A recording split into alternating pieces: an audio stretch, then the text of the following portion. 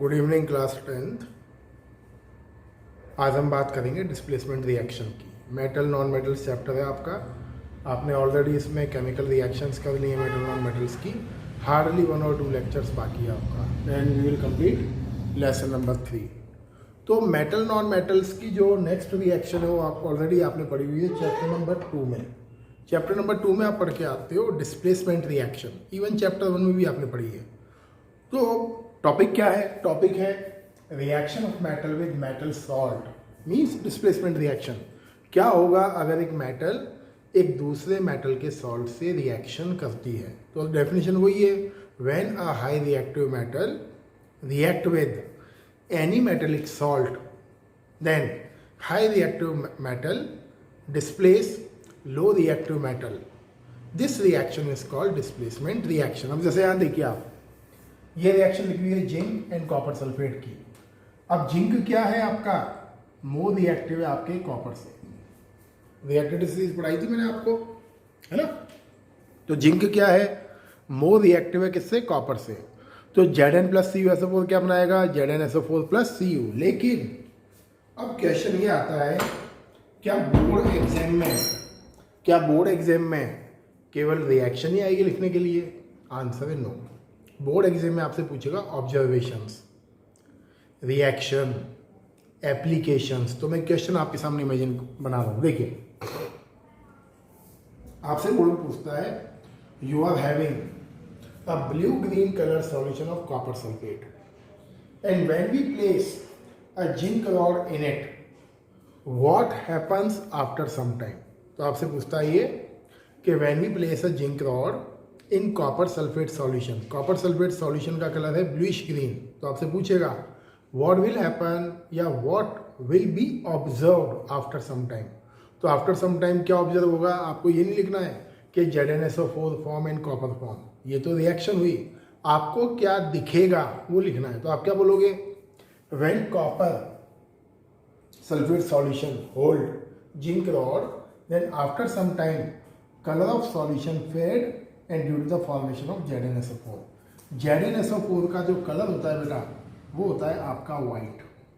ये ध्यान रखना, जब ये वाइट कलर का ZnSO4 कॉपर सल्फेट में मिक्स होता है तो उसके ब्लू ग्रीन कलर को फेड कर देता है and it turns light green, we may call light blue. सही है, fade word is much better word. सही है। एंड आफ्टर दिस जो कॉपर बनता है, some amount of copper deposit on zinc surface.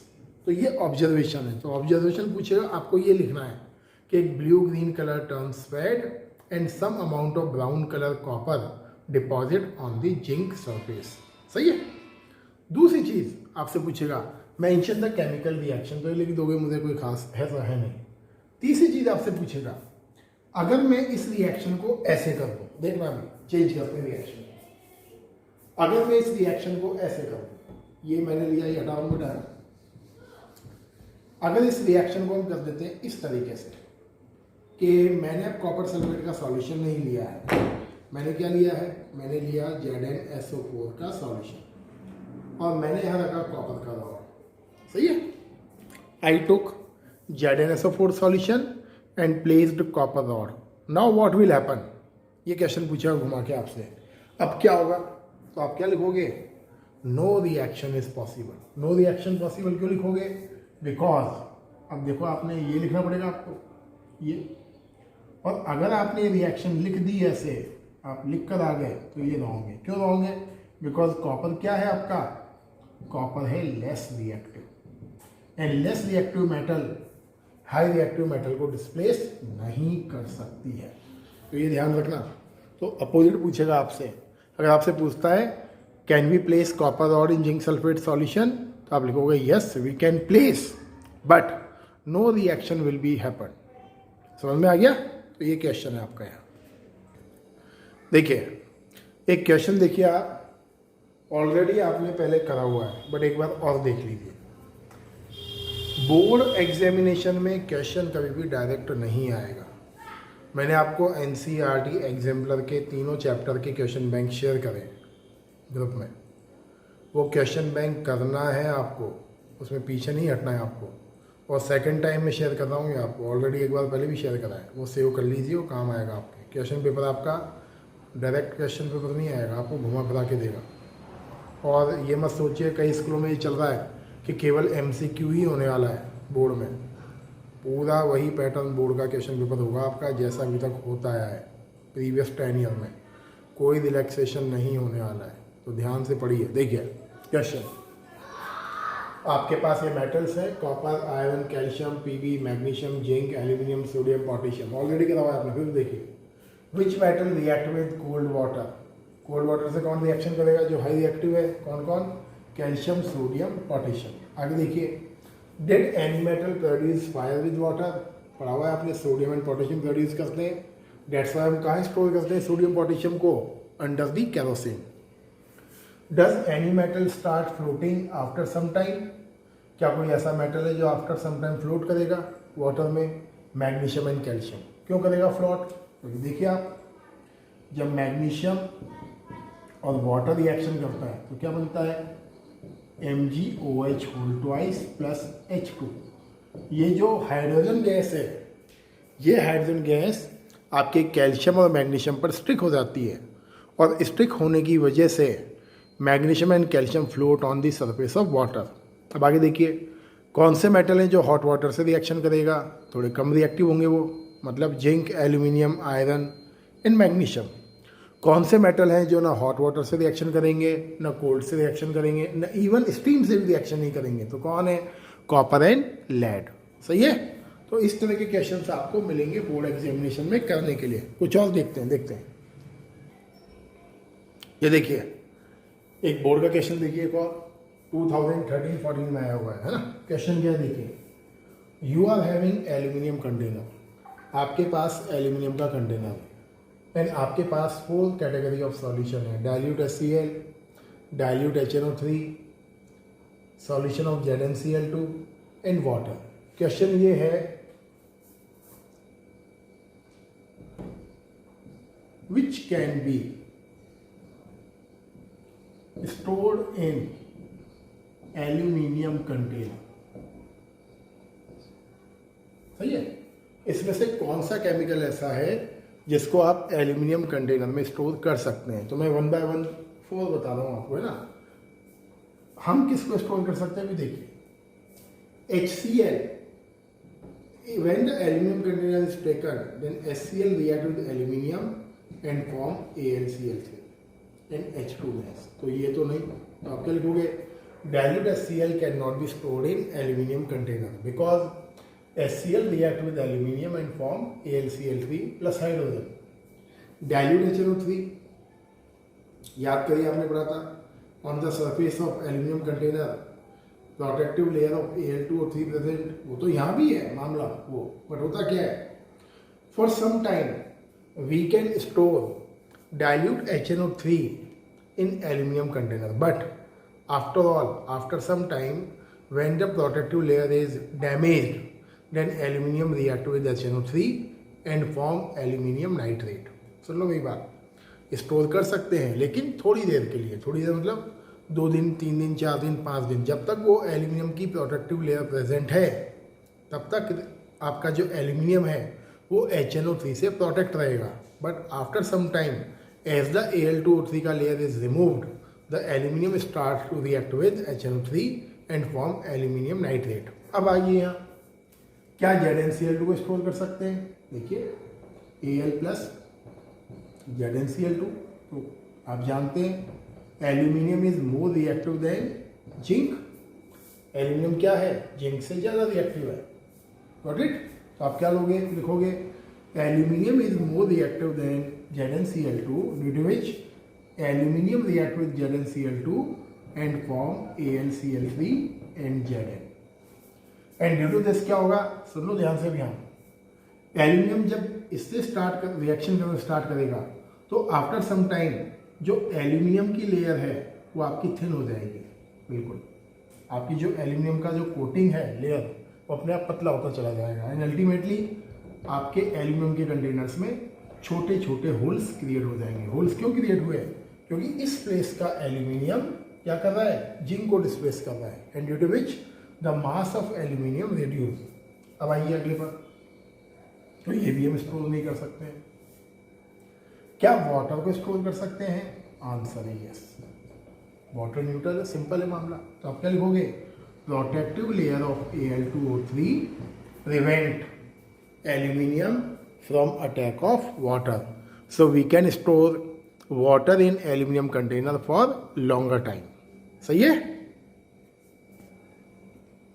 ये देखिए एक एक्टिविटी देखिए आप, आपके पास 2 टेस्ट ट्यूब है, test tube A and test tube B. Test tube A में क्या लिया आपने? Copper sulphate solution blue colour का, एंड आपने प्लेस करा आयरन नेल। कलर क्या होता है आयरन का? Grey colour. ओके, थ्रेड से बांधा इसको, आयरन नेल को प्लेस करा आपने कंटेनर ए में। इन टेस्ट ट्यूब बी आपने क्या लिया? Light green colour ferrous sulphate solution, and आपने क्या प्लेस करा? कॉपर वायर एंड कॉर्क लगा दिया। आपको ये बताना है out of test tube A and B in which chemical reaction take place. A और बी में से कौन सी टेस्ट ट्यूब में केमिकल रिएक्शन होगी, या दोनों में केमिकल रिएक्शन होगी, या दोनों में नहीं होगी? तो सही है। तो सबसे पहले आप देखिए, आपके पास यहाँ आयरन है Fe, और आपने रिएक्शन करा किससे? कॉपर सल्फेट से। और आपके पास यहाँ क्या है? आपके पास यहाँ है कॉपर, और आपने रिएक्शन करा किससे? FeSO4। अब देखिए, Fe is more reactive than copper. आपको पता ही है Fe क्या है? कॉपर से ज़्यादा रिएक्टिव है। तो होगा क्या? टेस्ट ट्यूब ए में रिएक्शन होगी। आप क्या लिखोगे? In test tube A color change will be observed because chemical reaction will be happen. As we know, iron is more reactive than copper. Then Fe react with copper sulfate and form CuSO4, and form FeSO4 plus Cu. इसका जो blue green colour है, it turns light green. Light green क्यों change हो जाएगा? Because ferrous sulphate का colour light green होता है। तो आप क्या लिखोगे?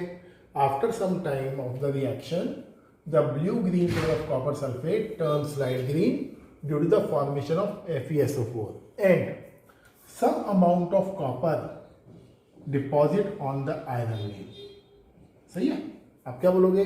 सम amount of copper deposit on the iron nail due to which outer surface of iron nail turns reddish brown. ये ऑब्जर्वेशन है, ये 100% आने वाला क्वेश्चन है, एनसीईआरटी में एक्टिविटी है आपके पास। बी में क्या रिएक्शन होगा? आंसर है नो। नो क्यों? बिकॉज कॉपर क्या है आपका? Less reactive. Fe क्या है आपका? High reactive. And we know a less reactive metal can not displace high reactive metal in a displacement reaction. कभी भी less reactive metal high reactive metal को डिस्प्लेस नहीं करता है। सही है। एनसीईआरटी में आपकी एक्टिविटी है। देखिए बेटा, कुछ और क्वेश्चंस देखिए आप बोर्ड के, जैसे ये आ जाएगा कभी आपके सामने। Potassium is more reactive metal than gold, how would you prove? आप कैसे प्रूव करोगे पोटेशियम गोल्ड से ज़्यादा रिएक्टिव है, या कोई भी मेटल किसी से ज़्यादा रिएक्टिव है? आप कैसे प्रूव करोगे? कभी प्रूव करने के लिए पूछ लें कि प्रूव करिए ये मेटल उस मेटल से ज़्यादा रिएक्टिव है। तो प्रूव करने का बहुत सिंपल तरीका है, बहुत सिंपल एग्जाम्पल है। करना क्या है? दोनों मेटल की रिएक्शन करिए। K प्लस वाटर क्या बनेगा? H2 plus KOH। Gold plus water क्या लिख दोगे? No reaction. सही है। तो आप क्या लिखोगे? Potassium react with water and form large amount of hydrogen gas with a vigorous reaction, and it may create higher amount of heat energy. So the reaction is highly exothermic. It proves that potassium is more reactive. Gold does not react with water at all, even with cold water, hot water or steam. It proves that gold is less reactive metal. तो इस तरीके से लिखना है थोड़ा सा, तो पूछ ले।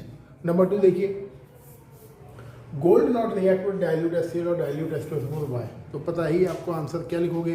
Gold is very less reactive metal, so in general condition it does not react with dilute HCl और डाइल्यूट H2SO4। क्वेश्चन आता है आपकी जो रिएक्टिविटी सीरीज है वो कहाँ काम आती है। सबसे बड़ा एग्जाम्पल तो यही है कि with the help of reactivity series we can find out which metal is more reactive, which metal is very very less reactive, which metal is moderate reactive. Generally क्या है, रिएक्टिविटी सीरीज में hydrogen के ऊपर के जो metals हैं वो सारे के सारे ज़्यादा रिएक्टिव हैं, हाइड्रोजन के नीचे के मेटल क्या हैं, लेस रिएक्टिव है। लेकिन जो हाइड्रोजन के जस्ट ऊपर है 1 और 2 और जस्ट हाइड्रोजन के नीचे है 1 और 2, वो जनरली क्या है, मॉडरेटली रिएक्टिव, मतलब मीडियम रिएक्टिव। लेकिन जो हाइड्रोजन को बिल्कुल नीचे हैं जैसे gold, mercury, platinum, they are very very less reactive. जो बिल्कुल टॉप पर हैं sodium, potassium, they are very very high reactive. सही है। तो एप्लीकेशंस में क्या लिखोगे, high reactive metal above hydrogen are placed and less reactive metals placed below the hydrogen. ये and we can find out कौन सा मेटल ज़्यादा रिएक्टिव है, कौन सा मेटल कम रिएक्टिव है। पॉइंट नंबर 2, ऐसी मेटल्स जो हाइड्रोजन के ऊपर प्लेस्ड होती हैं they can displace hydrogen from their acid. मैं करके दिखा रहा हूँ, देखिए ये सब काम जमा कर रहा हूँ ये क्वेश्चन।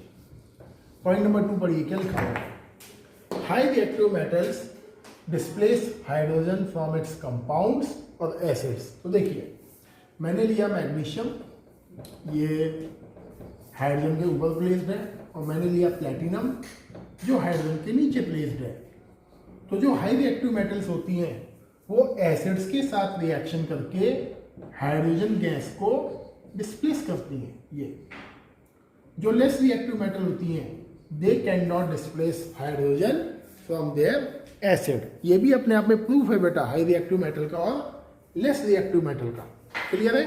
तो आई थिंक मेरे अकॉर्डिंग अभी 1 और 2 लेक्चर्स और लगेंगे, 2 लेक्चर्स मानिए in chapter will be completed. इसके बाद ओनली 1 टॉपिक बचेगा आपका, आयनिक बॉन्ड। आयनिक बॉन्ड एक लेक्चर है आपका, मे बी चांस कल ही हो जाए। कुछ होमवर्क मैं आपको दे रहा हूँ करने के लिए, ये होमवर्क करना, कुछ इक्वेशंस पर लिख रहा हूँ, ध्यान से देखिए बोर्ड को। देखिए ये रिएक्शन आपको कंप्लीट करनी है, रिएक्शंस लिखी हुई हैं Na+O2, ये सब आपको कंप्लीट करके मुझे दिखानी है, बतानी है। देखते हैं कितने लोग रिप्लाई करते हैं। Complete the following chemical reaction. देखते हैं, देखिए आज का लास्ट टॉपिक करते हैं बेटा हम स्टार्ट। और लास्ट टॉपिक क्या है, what are the differences between. तो रिएक्शन क्या है, differences between metals and non metals on the basis of chemical reaction. ये आपके एनसीईआरटी में क्वेश्चन भी है, बट आपके एनसीईआरटी बुक में कहीं मेंशन नहीं है कि मेटल्स एंड नॉन मेटल्स में क्या डिफरेंस है on the basis of chemical reaction. वैसे तो सब जानते हैं मेटल डक्टाइल है, कंडक्टर है, मैलिएबल है, सोनोरस है, वो नॉन डक्टाइल है, नॉन मैलिएबल है, ये तो सब फिजिकल डिफरेंस हो गए है ना, ये तो आपने 6 और 8 में भी पढ़ लिए हैं। लेकिन 10th में क्या पूछेगा आपसे, मेटल नॉन मेटल में क्या डिफरेंस है on the base of chemical reactions. 2 पूछेगा, मैं 4 बता रहा हूँ। तो फर्स्ट देखिए डिफरेंस, मेटल के ऑक्साइड्स क्या होते हैं, बेसिक नेचर के होते हैं, जानते हो आप, Mg+O2 MgO बेसिक ऑक्साइड्स हैं। एंड नॉन मेटल के ऑक्साइड्स क्या होते हैं, एसिडिक नेचर के होते हैं, पढ़ा हुआ है आपने, रिएक्शन विद ऑक्सीजन। सही, difference number 1। Difference number 2, metal react with acid and form hydrogen gas, करा हुआ reaction. Generally non metals not react with acids, कोई सा भी जो नॉन मेटल है वो जनरली एसिड के साथ रिएक्शन नहीं करता है, चाहे कार्बन हो, सल्फर हो, ऑक्सीजन हो। Difference number 3, metals are electropositive in nature because they release electron and form positively charged ion. Magnesium 2 electron release करेगा, सोडियम 1 करेगा, एल्यूमिनियम 3 इलेक्ट्रॉन रिलीज करेगा।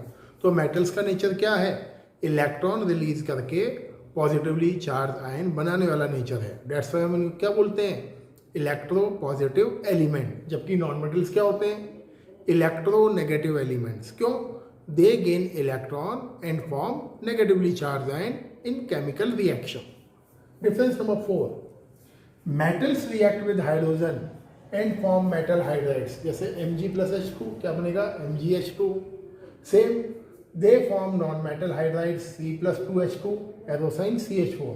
ये अगर आप नहीं भी लिखोगे, क्लास 11th का है बेटा, नहीं भी लिखोगे तो काम चल जाएगा। तो these are the basically 4 difference between metal and non metal on the basis of chemical reaction. तो ये था आज का topic. And tomorrow next lecture में we will complete the lesson metals and non metal as per your new syllabus. सही है, तो कल के लेक्चर में आपका चैप्टर कंप्लीट हो जाएगा and 3 lesson will be completed and after this we will start carbon and its compounds. Thank you and have a nice day.